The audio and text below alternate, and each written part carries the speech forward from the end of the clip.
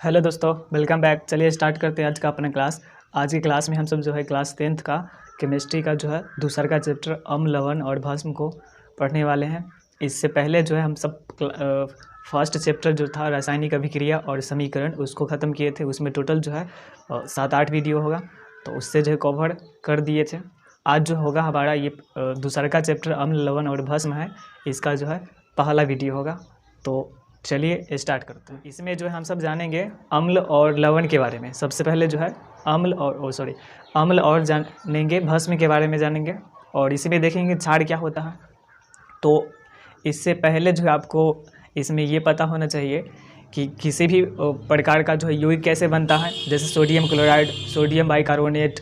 तो ये सब चीज़ का जो है बेसिक केमिस्ट्री करके जो है मेरे प्लेलिस्ट में भी टोटल 7 वीडियो है, तो वो देखिएगा तो उससे कवर हो जाएगा। उसमें जो इलेक्ट्रॉनिक कॉन्फ़िगरेशन किस प्रकार बनाया जाता है तो वो भी सिखाया गया है, तो उससे आप सीख सकते हैं। उसके बाद यहाँ पर हम सब समझेंगे अम्ल के बारे में और भस्म के बारे में क्या होता है। तो चलिए देखते हैं। तो जो अम्ल है, अम्ल को क्या बोलते हैं, सबसे पहले देखते हैं अम्ल। अम्ल को ही जो है बोलते हैं, हिंदी नाम इसका अम्ल होता है, हिंदी में अम्ल बोलते हैं, और उर्दू में इसी को बोलते हैं तेज़ाब। इसको बोला जाता है तेज़ाब, और इंग्लिश में इसी को कहते हैं एसिड। एसिड ऐसे करके लिखते हैं ए, और इंग्लिश में भी लिखा जाता है एसिड, इस तरीके से। तो अम्ल ही है और उसी का जो है ये सब नाम है। उर्दू में उसको तेज़ाब बोलते हैं, हिंदी में उसको अम्ल बोलते हैं, और इंग्लिश में एसिड बोलते हैं। अब तीनों नाम में क्या अंतर है कि यहाँ पर एक सोच का अंतर है। जैसे अगर कहेंगे कि कहीं पर किसी के हाथ पर अम्ल गिर गया है, तो उतना ज़्यादा जो है मतलब पता नहीं चलेगा कि अम्ल होता क्या है। मतलब ये एक वर्ड जो है, ये अम्ल वाला वर्ड जो है उतना ज़्यादा खतरनाक नहीं है। लेकिन वहीं पर अगर कहा जाए कि तेज़ाब गिर गया हाथ पे, या फिर कहीं पर तेज़ाब गिर गया है, तो ये थोड़ा हैवी वर्ड हो जाता है। उसके बाद वो उससे ज़्यादा जो भयानक हैवी वर्ड हो जाता है एसिड। तो ये शब्द का अंतर है।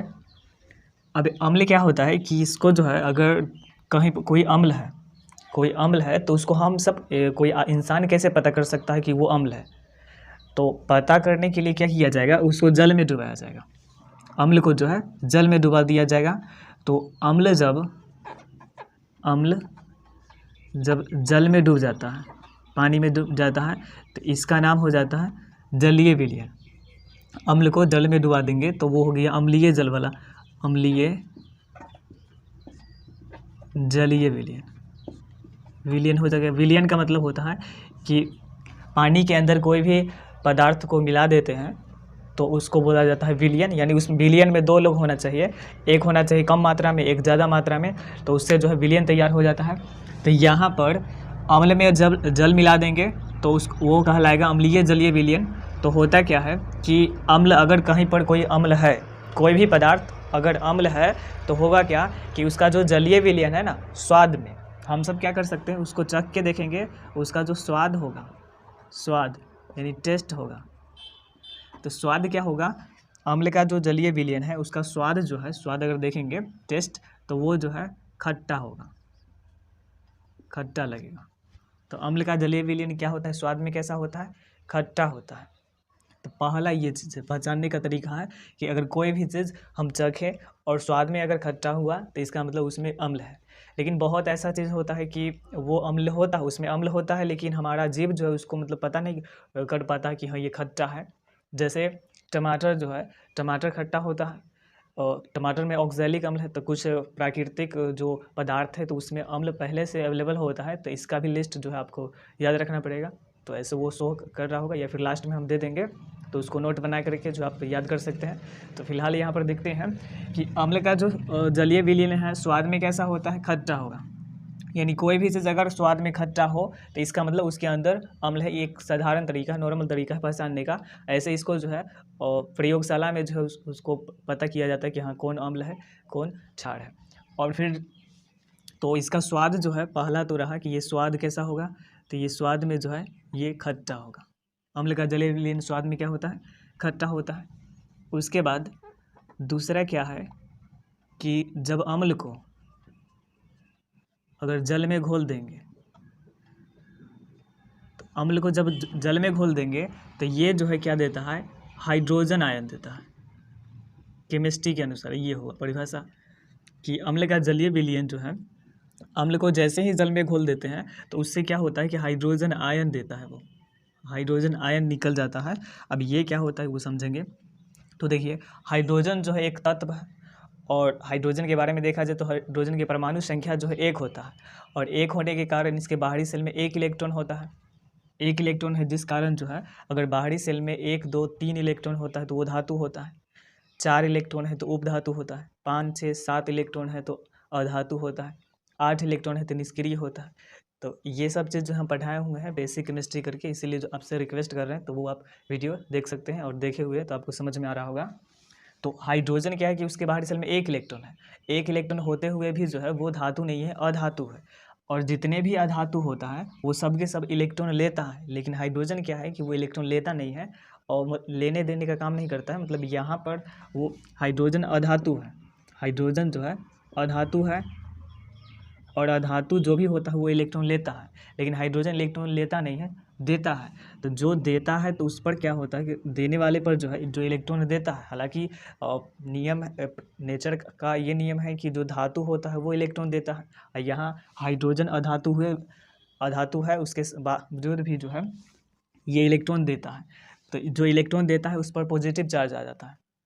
जो इलेक्ट्रॉन दे दिया मतलब प्रोटॉन की संख्या बढ़ जाता है, जिसके कारण जो है उस पर पॉजिटिव चार्ज होता है, तो उसी को बोलते हैं आयन। तो आयन 2 टाइप का होता है, धनायन, ऋणायन। तो धातु के जो आयन होता है वो धनायन होता है, और अधातु के जो आयन होता है ऋणायन होता है। तो ये चीज़ जो है आपको इलेक्ट्रॉनिक कॉन्फ़िगरेशन से समझ में आएगा, और ऐसे इस पर तीसरा का भी चैप्टर है धातु, अधातु, उपधातु, तो वहाँ भी जो है आपको समझ में आएगा। तो ऐसे यहाँ पर देखिए कि अगर अम्ल को जल में हम घोल देते हैं तो क्या होता है कि ये हाइड्रोजन आयन देता है, H+ आयन देता है। H+, इसी को हाइड्रोजन आयन बोल देते हैं। अब जैसे सोडियम आयन, तो सोडियम का परमाणु संख्या जो है 11 होता है, और इलेक्ट्रॉनिक कॉन्फ़िगरेशन 2, 8, 1 होता है। तो इसके लिए क्या है कि इसके बाहरी सेल में 8 इलेक्ट्रॉन कोई भी तत्व रखना चाहता है तो ये 1 इलेक्ट्रॉन दे दिया। तो धातु है 1 इलेक्ट्रॉन देगा, तो जितना इलेक्ट्रॉन दे देता है तो उतना चार्ज आ जाता है। तो ये होता है। तो इसको क्या बोल सकते हैं, सोडियम का आयन। कौन सा आयन है, तो धन आयन। तो जितने भी धातु है सब धनायन ही बनाता है, और ये अपवाद में समझिए कि हाइड्रोजन अधातु है लेकिन आयन बनाता है धनायन वाला। तो H+ आयन, H- कभी भी नहीं बनेगा, ये इलेक्ट्रॉन लेता ही नहीं है। तो पहला चीज़ ये देखें अम्ल के बारे में कि अम्ल का जलीय विलयन क्या होता है स्वाद में। अम्ल का जलीय विलयन स्वाद में क्या होता है, खट्टा होता है।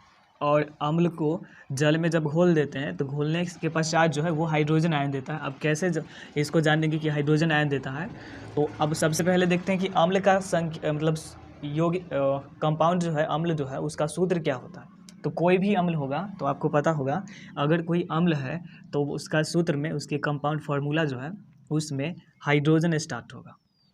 हाइड्रोजन से अगर स्टार्ट है तो ही वो अम्ल होगा। तो अम्ल पहचानने का ये तरीका है। तो इससे पहले जो आपको जो लिस्ट दिए थे, कुछ मूलक का लिस्ट दिए थे, 14-15 था उसमें से, तो उसमें से किसी की अभिक्रिया अगर हाइड्रोजन से करा देते हैं, जैसे हाइड्रोजन की अभिक्रिया हम करा देते हैं, मूलक होता है CO3 कार्बोनेट। तो हाइड्रोजन की अभिक्रिया कार्बोनेट से कराएंगे तो हाइड्रोजन का वैलेंसी 1 होता है, कार्बोनेट का वैलेंसी 2 होता है। तो ये इसका वैलेंसी जो 2 है और इसका 1 है, तो 2 वैलेंसी यहाँ पर आ जाता है, तो H2 और इसका 1 तो CO3। तो ये जो है हाइड्रोजन कार्बोनेट बन गया, ये एक अम्ल हो गया। अम्ल पहचानने का सिंपल तरीका है कि शुरुआती में जो है जो स्टार्टिंग जो फार्मूला का स्टार्टिंग होगा उसमें हाइड्रोजन होगा, हाइड्रोजन है तो अम्ल है। अब जैसे लिख देते हैं कि NaCl, तो ये स्टार्टिंग, इसमें हाइड्रोजन तो है ही नहीं, स्टार्टिंग में होना चाहिए। शुरुआती में अगर हाइड्रोजन है तो ही अम्ल होगा, अन्यथा अम्ल होगा ही नहीं। कोई भी अम्ल में यही चीज़ होता है। ये चीज़ जो है तो आपको पता होगा कि किस तरीके से सूत्र बनाया जाता है। इसका जो है जलीय विलयन, इसमें जल घोल देंगे। अब जल घोलेंगे तो क्या होगा कि ये जो है हाइड्रोजन आयन देगा, तो H+ आयन दिया, और इसमें जो है जो था कार्बोनेट था तो वो इस बाहर निकल जाएगा। इसका जितना वैलेंसी है तो वो वैलेंसी लिखा जाएगा। फिर जो है H2SO4 है, इसको जल में घोल देंगे तो इससे जो है H+ आयन निकलेगा, और ये जो SO4 है तो वो बाहर निकल जाएगा। इसका वैलेंसी 2 है इसलिए, ठीक है। ये सब ऋणात्मक जो है मूलक होता है। फिर अगर लिखते हैं HNO3, तो इसका नाम क्या होगा, हाइड्रोजन नाइट्रेट है, या फिर इसी को नाइट्रिक अम्ल कहा जाता है। तो इससे H+ आयन निकला, और NO3 जो है इसका वैलेंसी 1 होता है तो वो निकल गया। फिर अगर लिखते हैं HCl, तो HCl में हाइड्रोजन आयन निकला और Cl- निकला। तो इस तरीके से जितने भी अम्ल हैं, अम्ल जो है आपको पता होगा कि हाइड्रोजन से स्टार्ट होगा तो वो अम्ल होगा। कोई भी फार्मूला में अगर हाइड्रोजन से स्टार्ट है तो वो अम्ल होता है। और अम्ल का जलीय विलयन क्या होता है? स्वाद में खट्टा होता है। स्वाद अगर चख के देखेंगे तो स्वाद में खट्टा होगा, और ऐसे देखेंगे उसको प्रयोगशाला में ले जाके उसको जल में घोल देंगे और उसमें जांच करेंगे तो हाइड्रोजन आयन निकलेगा। इसमें भी हाइड्रोजन आयन, इसमें भी हाइड्रोजन आयन, इसमें भी हाइड्रोजन आयन। तो ये रहा अम्ल पहचानने का तरीका। तो पहला परिभाषा क्या होगा अम्ल का? नॉर्मल ये परिभाषा है अम्ल का कि अम्ल का विलयन स्वाद में कैसा होता है? खट्टा होता है। तो ये रहा। और ये जो परिभाषा है दूसरे का कि अम्ल का जलीय विलयन जो है, अम्ल को जब जल में घोल देते हैं तो हाइड्रोजन आयन देता है। तो ये परिभाषा जो है आर्हेनियस, एक वैज्ञानिक थे आर्हेनियस, तो ये बताए थे। आर्हेनियस के अनुसार जो है अम्ल का जो जलीय विलयन होता है वो कौन सा आयन देता है? हाइड्रोजन आयन देता है, H+ आयन देता है। तो वहाँ एग्जाम में ऑब्जेक्टिव क्वेश्चन भी पूछा जाएगा कि आर्हेनियस के अनुसार अम्ल क्या देता है? तो हाइड्रोजन आयन देता है। और इस तरीके से अगर वहाँ पर सब्जेक्टिव क्वेश्चन पूछा जाए तो वहाँ पर लिखना पड़ेगा। अब अम्ल कौन कौन होता है? तो ये सब के सब जो है अम्ल है। फिर और आगे लिख सकते हैं अम्ल के बारे में कि इसका उदाहरण, तो इसमें हम लिख देते हैं HCl हो गया, HNO3 हो गया, H2SO4 हो गया। तो ऐसे करके बहुत सारा अम्ल है। और HF हो गया, HF हाइड्रोजन फ्लोराइड, HI हो गया hydrogen iodide, HBr hydrogen bromide.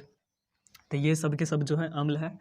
तो आई होप कि ये अम्ल समझ में आया होगा कि अम्ल का जो है जलीय विलयन स्वाद में खट्टा होता है, और अम्ल जो है जल में घोल देंगे, अम्ल का जलीय विलयन जो है उस क्या देगा? तो हाइड्रोजन आयन देगा, H+ आयन देगा। और यही जो है आर्हेनियस के अनुसार जो है ये परिभाषा है आर्हेनियस का। तो अब हम आगे बढ़ते हैं भस्म पर। तो अब जो है भस्म के बारे में देखेंगे। भस्म को जो है, भस्म को बोला जाता है बेस। ये बेस है, बेस ऐसे भी इंग्लिश में लिखते हैं बेस। तो इसके बारे में देखते हैं। अब ये भस्म में क्या होता है कि जल में जो इसी को, अब क्षार क्या होता है भस्म, इसको देख लेते हैं। तो जल में जब घोल देते हैं ना, इसी भस्म का, भस्म में जब पानी मिला देते हैं तब इसको बोला जाएगा क्षार। भस्म में जब पानी मिला देंगे तो उसको बोलेंगे क्षार। जैसे अगर गेहूं की आटा है या मक्का का आटा है, सूखा हुआ आटा है, उसमें पानी मिला देंगे तो उसका भी नाम आटा होगा, लेकिन दोनों आटा में अंतर हो जाएगा। उसमें पानी मिला है। तो यहाँ पर भस्म और क्षार में ये अंतर है कि भस्म सूखा होता है, इस सूखे के अंदर जो है जल मिला देते हैं। तो जैसे ही सूखा में भस्म में जल मिलाएंगे तो उसका नाम हो जाएगा क्षार हो जाएगा। तो ये होता है। जैसे कोई चूना हुआ, तो चूना जो खरीद के लाते हैं वो या तो घर पेंट करना होता है दीवार, नहीं तो कोई भी पेड़ पौधा का जड़ वगैरह, तो वो सूखा चूना होता है, उसमें पानी मिला देते हैं तो वो भी चूना कहलाता है। तो पानी जैसे मिला तो जो सूखा हुआ चूना होता है तो वो कली चूना होता है, और उसमें जल मिला देते हैं तो चूना जल हो जाता है, तो उसको बुझा हुआ चूना बोलते हैं। उसमें पानी मिला देते हैं। तो ठीक उसी प्रकार यहाँ पर भस्म है, और भस्म में जैसे ही जल मिला देंगे तो वो क्षार कहलाएगा। तो पूछा जाएगा क्वेश्चन वहाँ कि जल में घुलनशील भस्म को, जल में घुलनशील भस्म को क्या बोलेंगे? तो क्षार बोलेंगे। तो ये हुआ। अब जिस तरीके से अम्ल का स्वाद जो है, अम्ल का जो स्वाद था वो क्या होता था? खट्टा। ठीक उसी प्रकार अब इसका स्वाद क्या होगा? तो इसका स्वाद की बात करेंगे तो ये कड़वा लगेगा, कड़वा। तो कड़वा ये लगेगा स्वाद में, जो ये कड़वा होगा। जैसे करेला जो है स्वाद में कड़वा होता है। नीम जो है, नीम का पत्ता या नीम का कोई भी चीज़, नीम का दाल वगैरह, सब के सब उसका जो छाल वगैरह भी जो लोग वो पीते हैं, और सुबह सुबह उसको वहाँ पर जो रात में छोड़ देते हैं उसको, उसके खाल को रख के उसका जो होता है पत्ता उत्ता, तो उसको पिया जाता है, तो वो स्वाद में कड़वा होता है। तो अम्ल का, ये अम्ल नहीं, भस्म का जो है जलीय विलयन या फिर भस्म स्वाद में कैसा होगा? कड़वा होगा। और दूसरा क्या है कि जैसे ही भस्म को जल में घोलेंगे, तो अम्ल को जल में घोले थे तो ये हाइड्रोजन आयन दिया था, और इसको घोलेंगे तो ये हाइड्रोक्साइड आयन देगा,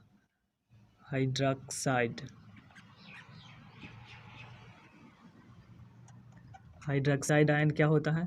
तो ये OH-, इसको बोलते हैं हाइड्रोक्साइड। और हाइड्रोक्साइड जो है मूलक भी होता है, उसका वैलेंसी 1 होता है, पता होगा। अब इसमें देखते हैं कि अब भस्म किसको बोलेंगे, जिसमें हाइड्रोजन से स्टार्ट होगा तो उसको तो हम अम्ल बोलेंगे, और भस्म किसको बोला जाएगा, तो वैसा फार्मूला जिसमें OH कहीं आ जाए, OH अगर है तो वो क्या हो जाएगा, वो भस्म हो जाएगा। जैसे लिखते हैं सोडियम की अभिक्रिया हाइड्रोक्साइड से करा देते हैं, तो सोडियम का भी एक वैलेंसी है, हाइड्रोक्साइड का भी एक है, तो दो NaOH हो जाएगा। फिर अगर देखते हैं aluminium hydroxide AlOH whole thrice, aluminium का वैलेंसी जो है 3 होता है। Magnesium hydroxide MgOH whole twice हो जाएगा। तो ये सब के सब जो है क्या है, ये भस्म है। और इसको जैसे ही हम जल में घोल देंगे, इसको जल में घोला जाएगा तो क्या देगा, ये हाइड्रोक्साइड आयन देगा। तो इसको जल में हम घोले हुए हैं, तो यहाँ पर ये सोडियम बाहर निकल गया, सोडियम आयन बाहर निकल गया, और प्लस में OH-। फिर यहाँ से जो है एल्यूमिनियम, तो एल्यूमिनियम का आयन क्या होता है, ये 3 इलेक्ट्रॉन देता है ना, तो OH- हाइड्रोक्साइड आयन देगा। उसके बाद मैग्नीशियम +2, ये 2 इलेक्ट्रॉन देता है, तो OH-। तो अम्ल का जलीय विलयन क्या होता है, अम्ल को जल में घोलते हैं तो वो हाइड्रोजन आयन देता है, और क्षार या भस्म को जल में घोलेंगे तो वो हाइड्रोक्साइड आयन देता है। और ये दोनों का जो परिभाषा है वो कौन दिए थे, तो एक ही आदमी आर्हेनियस के अनुसार ये परिभाषा है। तो पूछा जाएगा कि आर्हेनियस के अनुसार अम्ल और भस्म को परिभाषित कीजिए, तो लिखा जा सकता है कि अम्ल जो है, आर्हेनियस के अनुसार अम्ल को जब जल में घोलते हैं तो वो कौन सा आयन देता है, अम्ल को जो जल में घोलेंगे तो हाइड्रोजन आयन, और क्षार या भस्म को जो घोलेंगे तो हाइड्रोक्साइड आयन देता है। तो ये परिभाषा है, और ये सब जो है उदाहरण लिखा जा सकता है। ये चीज़ तब समझ में आएगा जब बेसिक केमिस्ट्री का जो है वो फार्मूला बनाने आए, इलेक्ट्रॉनिक कॉन्फ़िगरेशन करने आए, और ये हम बार बार बोल रहे हैं, तो वहाँ पर क्लियर होगा। अब इसका जो है उदाहरण देखते हैं कि भस्म का जो है कौन कौन उदाहरण होगा। तो भस्म जो हाइड्रोक्साइड आयन कहीं है तो वो भस्म हो जाएगा। अब जैसे लिखते हैं कैल्शियम हाइड्रोक्साइड, तो CaOH होल 2।